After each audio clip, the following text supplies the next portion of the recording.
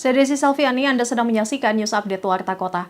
Hasil survei Litbang Kompas menyebutkan kinerja pemerintahan Prabowo Subianto Gibran Rakabuming Raka di bidang politik dan keamanan atau Polkam dinilai paling memuaskan dibandingkan bidang lainnya. Manajer riset Litbang Kompas, Ignatius Kristanto mengatakan bahwa hasil riset yang digelar pada 4 hingga 10 Januari 2025 mengungkapkan bahwa tingkat kepuasan masyarakat terhadap bidang ini mencapai 85,8%.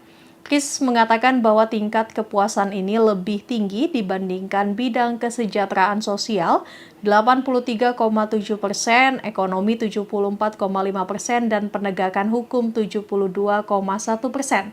Meski menempati posisi paling tinggi, kenaikan tingkat kepuasan di bidang politik dan keamanan sebenarnya tidak terlalu signifikan.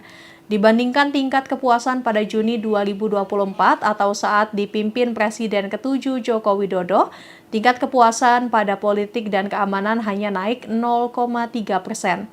Lonjakan paling tajam terjadi pada bidang hukum dengan angka kepuasan dari 57,4% pada Juni 2024 menjadi 72,1% pada Januari 2025 atau bertambah 14,7%.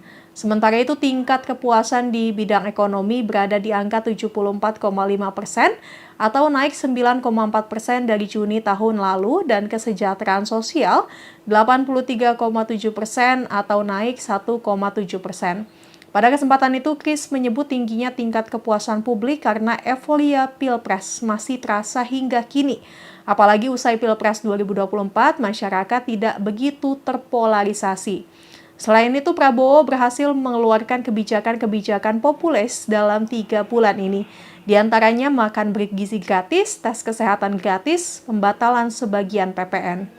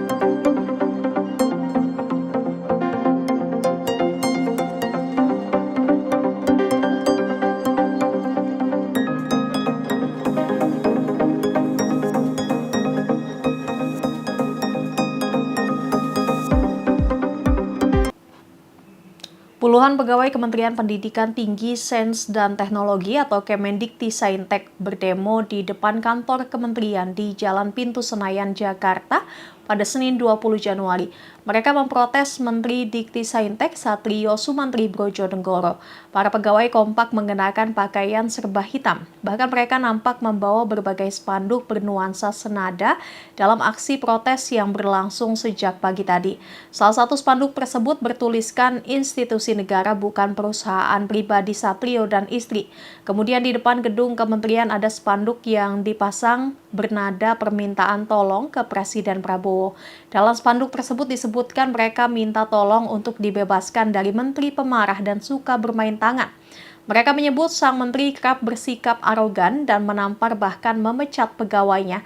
Meski tidak ditulis siapa menteri yang dimaksud, namun diduga spanduk itu menyindir Menteri Dikti-Saintek Satrio Sumantri Brodjonegoro. Spanduk lainnya juga menyuarakan kritik serupa, mengecam perilaku Menteri Satrio dan keluarganya. Sejak pagi tadi, lobi gedung Kemendikti-Saintek dipenuhi karangan bunga, ucapan duka cita. Dalam jajaran karangan bunga itu, mereka mengatasnamakan paguyuban pegawai Dikti. Meski demikian, belum diketahui secara pasti penyebab aksi protes yang dilakukan puluhan pegawai.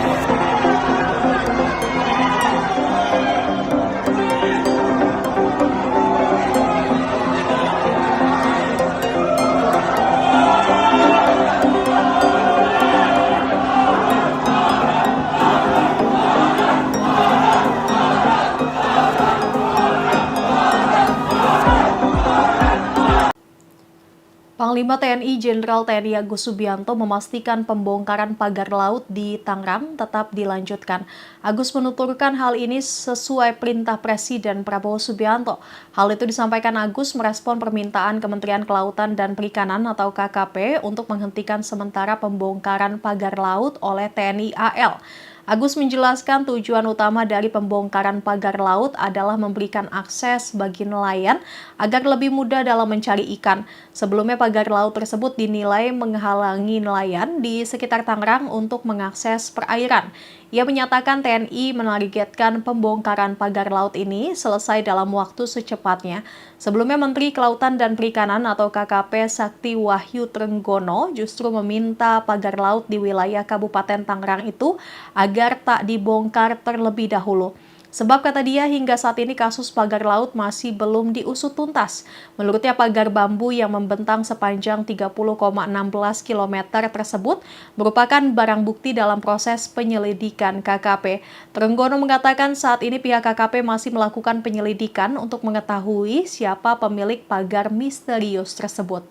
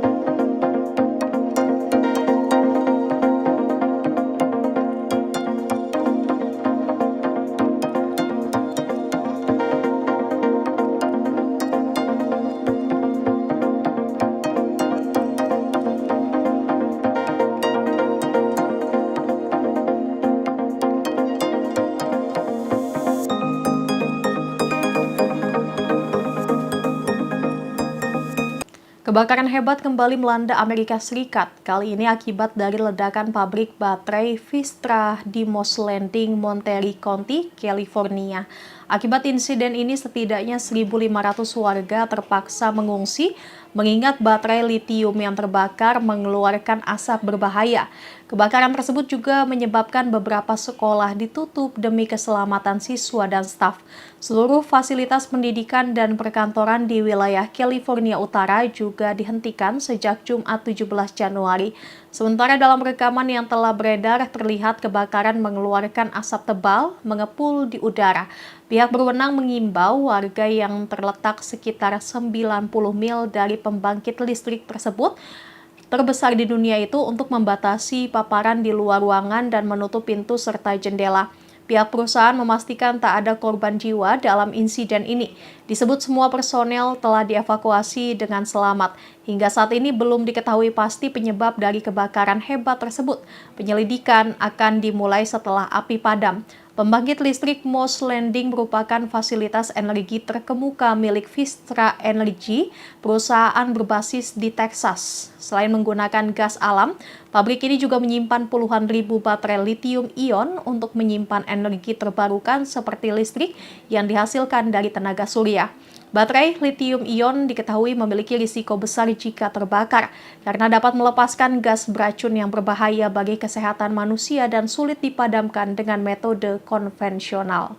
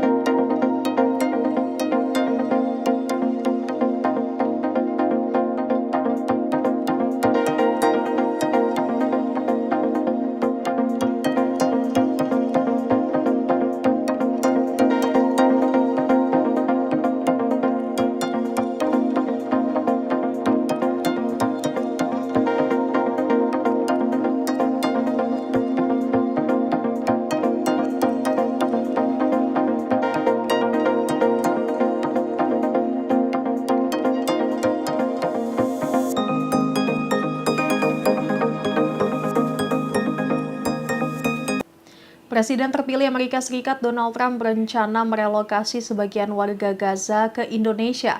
Rencana itu ingin direalisasikan saat Trump resmi menjadi Presiden Amerika Serikat yang rencananya akan dilantik hari Senin 20 Januari. Dikutip dari The Jerusalem Post, rencana itu disampaikan utusan Donald Trump untuk Timur Tengah Steve Witkoff pada Minggu 19 Januari. Trump menyarankan untuk merelokasi setidaknya 2 juta warga Gaza ke Indonesia. Hal itu dilakukan untuk membangun Gaza kembali setelah 15 bulan berperang dengan Israel. Rencana ini juga sebagai bagian dari upaya Trump untuk mempertahankan gencatan senjata Israel Hamas. Oleh sebab itu, Witkoff mempertimbangkan untuk mengunjungi Gaza dan melihat situasi di lapangan secara langsung. Utusan Trump itu disebut prihatin dengan konflik antara Israel Hamas di jalur Gaza. Pasalnya penundaan pembebasan sandera tambahan bisa terjadi. Kejadian itu pun tidak bisa dihindari meskipun perjanjian gencatan senjata berlaku pada Minggu 19 Januari.